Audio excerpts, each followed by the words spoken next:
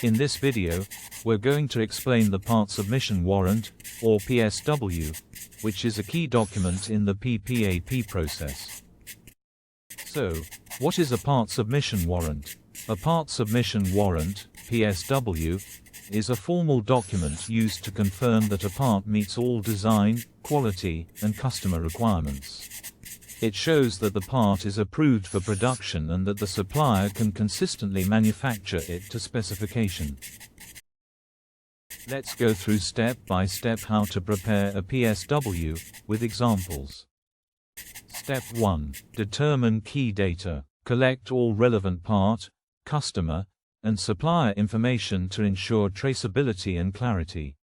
Include input data as follow: component, part, details, like part number, part revision level, part description, if applies to part family, drawing number, drawing revision, eco-reference, purchase order, who and when initialized. Then, include customer data details, like customer name, customer address, customer contact person. Do not forget to include also supplier data like supplier name, supplier address, supplier contact person. Step 2. Determine submission requirements. These are based on the APQP qualification scope and outline the PPAP requirements, guiding what evidence and documentation the supplier must provide. Typically it covers reason for submission, level of submission, or additional requirements. Step 3. Qualification agreement. The customer and supplier meet to review technical requirements and the approval process, including the qualification schedule. This ensures everyone agrees on expectations before production begins. Step 4. Supplier declaration. The supplier confirms the part feasibility and that mass production parts will be made under the same conditions.